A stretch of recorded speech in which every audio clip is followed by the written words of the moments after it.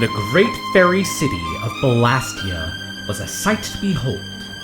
It reached towards the heavens, with each tier and section of the city striking with a variety of beauty and power, elegance and poverty, bustling streets and abandoned homes. The Fae architects had designed the city in sections to promote the different societies of the world, while letting them remain separate. It was divided into 6 equal sections that rose to 4 tiers, each tier raising higher into the sky with a 100-foot sheer separating each tier. Each of the 3 fairy factions had their own section of the city. Then, delegations from the Elven and Demon realms were each given their own sections, though they did not appear to be needed, as the toll for traveling the realms was too high for most. This also meant that those in the realm of the Fae that did not fit into the mold, as the fairies valued, were stuck together into one section of the city. All of the ogres, brownies, centaurs, leprechauns, imps, in fact every Fae race other than fairy had to live in overcrowded streets. They adapted every way that they could over the years, building ramshackle additions onto every home and building, making each street into a tower of mismatched shapes and colors. Nowhere was this more apparent than on the bottom tier of this uncategorized Fae kind portion of the city. This section of town was meant for guests and housed the various inns, taverns, and shady merchants that you would expect in the slums of a large city. It was in this section of town, in the pouring rain, that 2 hooded figures found themselves following a hand-drawn map, leading them to a small tavern on the 2nd floor of a florist shop. Of course, the rain had smudged some of the instructions, but there was no mistaking the symbol on the placard that flew wildly in the rain. A griffin, pierced through its neck by a spear. The sign was faded, but if you looked closely, you could pick out the words, "The Wounded Beast," beneath the macabre carving. Despite the late hour and the acclimate weather, the tavern seemed to be bustling with activity. Laughs and shouts ringing through the air above even the sound of the storm. A rope ladder leading up to the tavern flew wildly, beating against the window to the florist shop. The taller of the 2 figures reached into their cloak and pulled out a lute, furiously running their lavender fingers over each of the strings and mumbling to themselves something about rain being murder on catgut. The other swatted at the first and said, "Seriously? Don't you think we have more important things to worry about at the moment?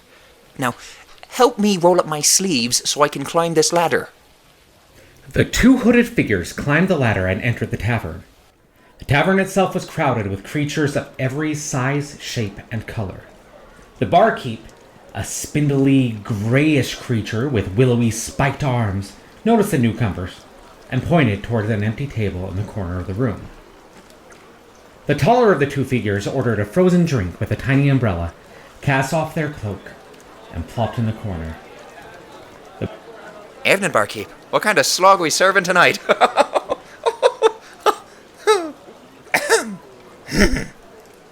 "I'll have the special, and make it a double."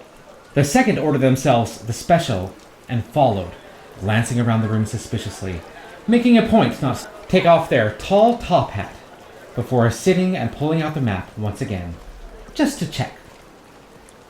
These figures definitely looked distinct from one another, yet very similar. In fact, they were siblings. The taller of the 2 had silver eyes reflecting the firelight, as she rolled them at her brother. Both of these creatures were tieflings. The taller of the 2 was female, light lavender skin, purple hair, and short silvery horns. She obviously valued her loot. The second had light blue skin and green eyes, with a set of short spikes that start right from between the eyebrows and ridge back in a straight line over the back of his neck. Of course, you couldn't really see these horns because they were covered by a ridiculously tall top hat, placed on top of his head as if to make up for his short height. He had short, dark blue hair and wore baggy clothes with suspenders to help make sure that his pants actually stayed up. The most important thing about this one, however, was a broken monocle. As they sat, the taller one slipped their cherry wood lute from across their back and put it on its own chair before they sat down. The shorter one took his weapons, placed them beside him, and climbed into his own seat, his feet hanging a couple of inches above the floor. He took off his duster and flipped it over the back of a chair, making sure to keep his monocle safely clipped onto his suspenders before taking a hearty swig from his flagon, and winced at the flavor.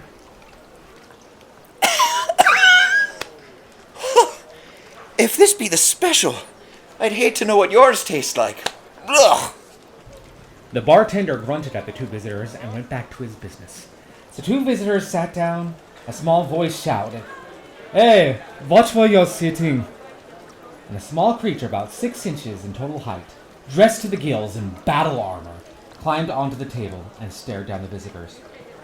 "So, the crane says that you can be trusted, but I'll need to get to know you better before I let you go anywhere near the client. Now, who are you, and what brought you to this world?"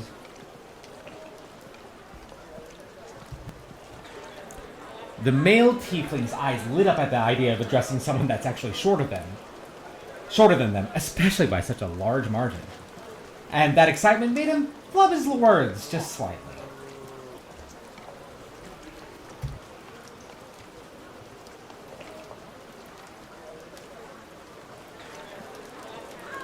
The male tiefling's eyes lit up at the idea of addressing someone that's actually shorter than them, especially by such a large margin. And that excitement made him flub his words just slightly. Me? I'm my sister.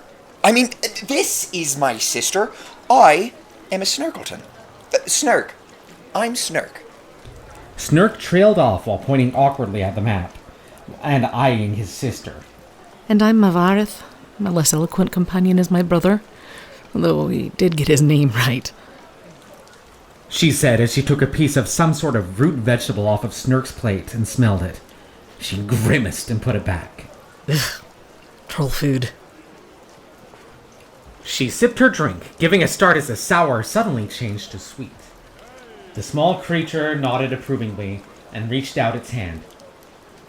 "I'm Orin the Ogre. Scared of the streets. I know, my kind may look a little bit different in these realms than what you may be used to, but don't try me," he said with a toothy grin. "Looks," he said with a toothy grin.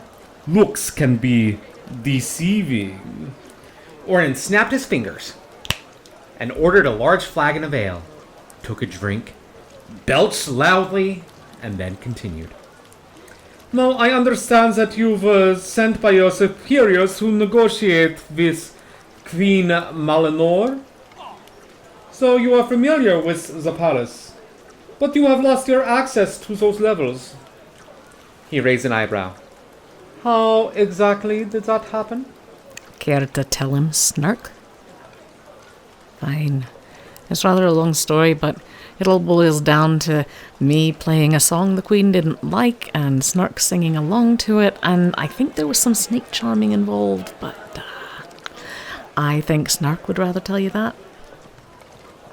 Snurk tried to kick Mavrith under the table and whispered a little too loudly. And why do I have to tell him? It wasn't my fault. Well, not totally my fault, anyway. All right, fine. I'll tell him.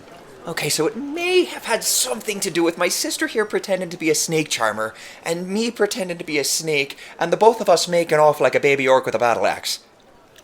Orin laughed heartily and said, "Well, I think I like you two. Follow me." Orin guided Mavarith and Snurk to a back room of the wounded beast, where he moved a rug to reveal a trap door. Down below, faint harp music could be heard. He knocked 5 quick knocks, paused, then 3 slower knocks. The trapdoor opened, and the 3 went down a ladder into the abandoned florist shop. A group of 10 heavily armed men stood behind a human man in an expensive-looking gray suit. The man was tall and seemed to be in his 50s with graying temples. Something about this man exuded power, though Snurk and Maverith couldn't quite put their finger on exactly what it was. In the corner of the florist shop, a beautiful elven woman with blonde hair was playing a harp. The man pointed at 2 chairs across the desk from where he sat. "Please, sit. I have a proposition." No thanks, I don't date humans. The man smirked and snapped his fingers. One of the armed men produced a bag and opened its contents onto the desk. A large red object thumped onto the desk. As Snurk leaned forward to investigate it, he realized that it was the severed head of a red demon, badly disfigured. "My men have been following you for but 3 days, and this is just one of the 5 different night creatures that they have caught trying to kill you. I don't know what you did to the Seostri to make them so upset, but they seem to want you gone. Now, will you listen to what I have to say?" The man grinned at the shocked silence of the room. "Well then, I will take that as a yes." He stood up and began to pace the room. The music on the harp picked up tempo to match the more dramatic flair of the action. "You see, I'm having a bit of a problem with a dragon. Now, I've seen many claims of dragon slayers in my time, and many legends of how to take them down. But I've already tried everything in the book." The man stopped pacing and scowled deeply. "But this one just won't die. So, I've turned to looking into the fairy realm for answers, and I believe I have found what I am looking for. And the 2 of you are about the only ones that I can trust to bring it to me." He began to pace again. "I need 2 things. Dragon's Bane steel, and a warrior destined to wield it. As fate would have it, both of these things are available right now in Malinor's palace. Unfortunately, the only ones that I have found that can enter the palace are those that have actually been there before. My access to these types is severely limited, which brings me to the 2 of you." He sat back down at the desk. "The Seostri owe me a debt. I am willing to call in that debt to get rid of any issues that they have with you. I can create a life for you where you don't have to keep glancing over your shoulder. So, what do you say? Do we have a deal?" Maverith looked at her brother, shrugging to imply that she's game if he is. Snurk looked back at Maverith and then at Orin. Could you excuse us for a second, please? Okay, now, well, obviously, yes. I mean, what better offer have we had? None, because we haven't had any other offers. But before we say yes, it sounds like this guy has connections and a debt owed to him. Maybe we can get him to, sweeten the pot? He smirked sideways and adjusted his suspenders. I don't think just because... Well, no, Well, fine, why don't you just try? The elven woman in the corner song on the harp changed again, and suddenly the 2 tieflings felt this tug on their emotions to become a bit more trusting. Just then, a drunk drow fell down the stairs. Whoa, where's the can in this place? It looked around confusingly. Seriously, I gotta go. Whoa, can't hold it anymore. The entire room went silent. The man in the suit looked at one of the guards. "You couldn't have, maybe, shut the door to our clandestine meeting?" The guard nervously shuffled his feet. "Sylviana?" The elven woman stopped playing her harp and looked up. "Handle this, please." The elven woman, Sylviana, began to play a new song, as the drow and the guard began to have their images shimmer in the air, until they disappeared completely. "Now then, back to business," What do you think? Snurk glanced around suspiciously at the currents before answering. Well, I think that you're holding out on us. An esteemed duo such as ourselves surely deserves a little extra. Don't you think? Snurk gave a grin, hoping that it was charming, and nudged his sister. Tell you what, bring us the Dragonsbane steel and the man known as Locke, and we can grant you the ability to leave this realm if you so choose. No reliance on the Siostri or the fairies. What do you say? Deal. Oh, and also, I'm a bit strapped for cash at the moment, so maybe you can throw that in that you cover our tab as well?